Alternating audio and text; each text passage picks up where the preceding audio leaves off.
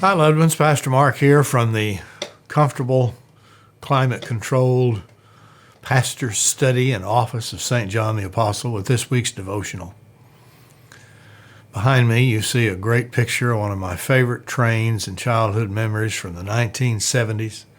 I'll tell you about it in a future installment. It's my new desktop natural screensaver piece, motivated by the Supernal One, John Moran, and Tim Hammond, who wanted happy pictures behind me when I do these devotionals.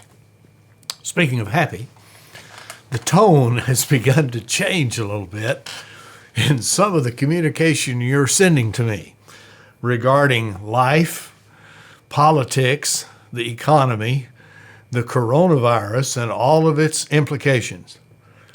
And I'm getting texts and emails and other correspondence that are using language like, I'm sick of this, and then there are certain descriptive adjectives, and some of them of a four-letter nature, that capture the moment that we can't share here on our public forum, but we all understand and we all relate to.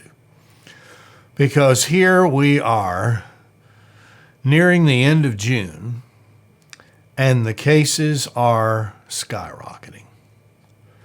And we know we have to have life. We know we can't keep the economy locked down forever. We're caught between a rock and a hard place. And I described that in one of the very first Wednesday night services when we were still trying to do an Oasis service online back at the end of March or early April.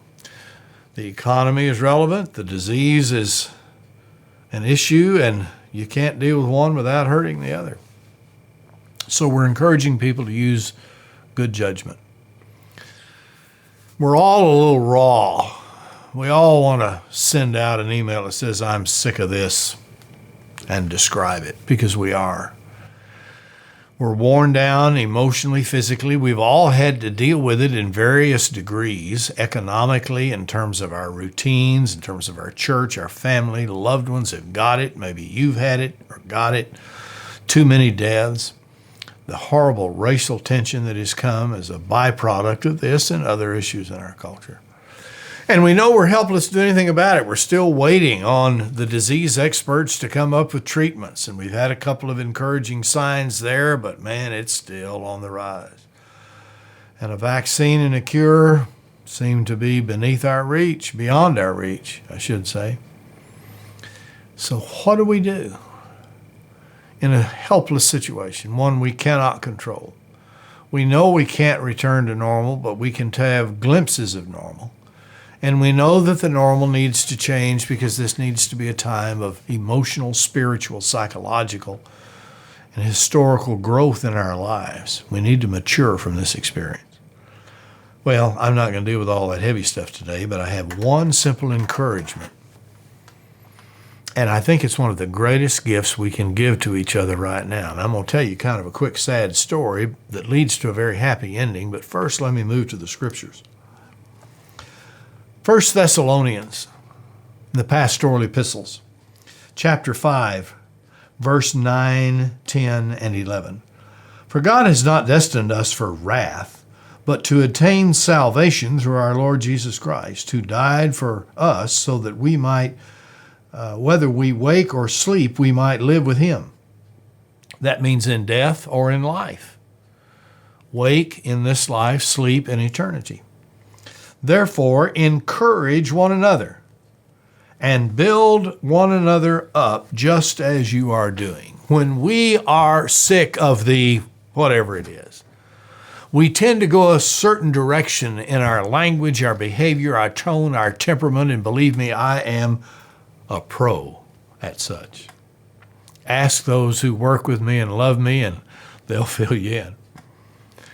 But when we take the ethic of encouraging one another, we tend to go a different direction. And right now, when there's so little we can do to control and we feel helpless, one thing we can do as people of faith is offer encouragement to one another.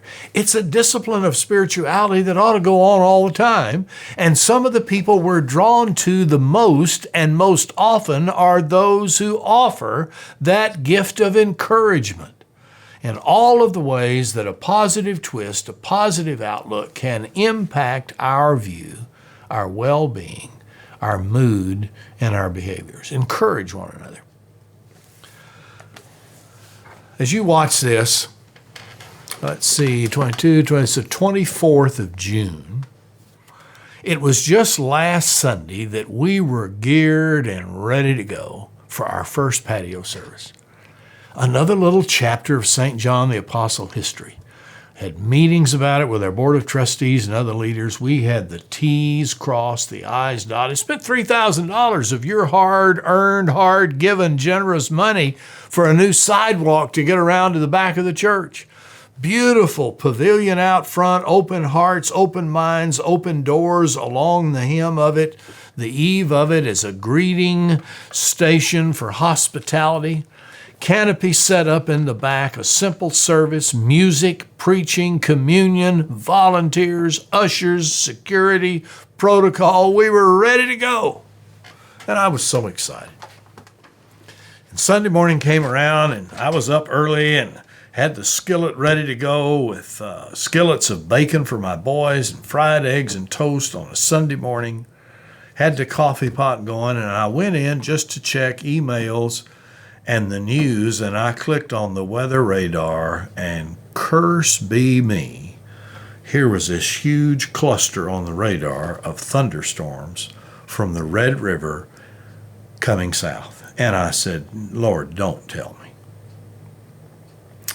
And I went in and drank some coffee and began to get way too nervous, way too early. Back in to check severe thunderstorm warnings in Wise County, in Denton County, and it's heading our way. I texted John Moran right away and said, get ready for a cancellation announcement. I'm going to give it till 8 o'clock, hoping it would slide off to the east. But it never did. And just on Friday night, we had these horrific winds of outflow boundary winds, as meteorologists call it, from the thunderstorms that came our way. We got 3 inches of rain, which was a blessing. I anticipated that here. Even if the rain dissipated, if we got those outburst winds, those outflow winds, with chairs and sound equipment and canopies and people, could be a disaster. And at 8 o'clock, I made a hard decision and said, pull the plug, we can't do it. It was awful. Got the boys up, they were already up, and we finished breakfast, and I came on up here to greet those that didn't get the word. Josh Warren was already here. I just felt awful because it was like the devil was orchestrating the whole thing. These weren't going to prove to be the big storms. It didn't even rain at my house till about 10:30. We could have snuck the service through, but it was like we were teased. You know, Lord, come on. If it's going to storm, then let's storm. Knock the power out. Blow everything away. Let's have a production out of this. And it was like we were teased, and you can sense my frustration in that, of all days. And when I came up here to stand with Josh Worthen, who'd already come in from Saginaw, where they live, to greet those that did not get the word and to apologize to them for what happened, my heart broke further as I saw the people I love and first-time guests and visitors who had come back in the winter, who had waited for us to open, who had come back, and I had to send them away.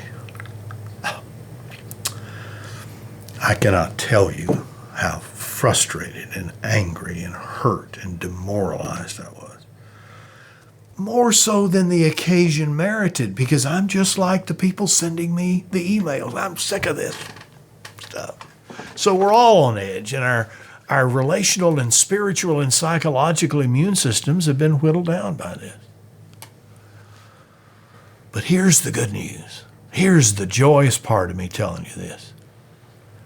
For the next 3 hours, anyone who became aware of how hurt and angry I was at that circumstance, John Moran, Josh Worthen, Tim Hammond, Jeff Ward, our trustee chairman, Steve Christie, our SPR chairman, and many more that I don't have to mention here, but those were the leads because they were on the front line with me. All managed to text me, email me, or call me to back the decision, to understand that it was a tough call, to understand that it was almost a lose-lose proposition to say we did the right thing, to put it in perspective. And by the time lunchtime had came, those words of encouragement had turned me around, and it was time to look forward to the next week again. Don't take these words lightly. Therefore, encourage one another and build one another up, just as you are doing. These opportunities in the midst of the lack of control and the helplessness, whether it's the virus, the weather, this could happen for any event, or whatever it may be in life, with disease and even life and death issues. There's something we can do. There's something that makes a difference. There's something that changes the direction of someone's day, life, and thought process.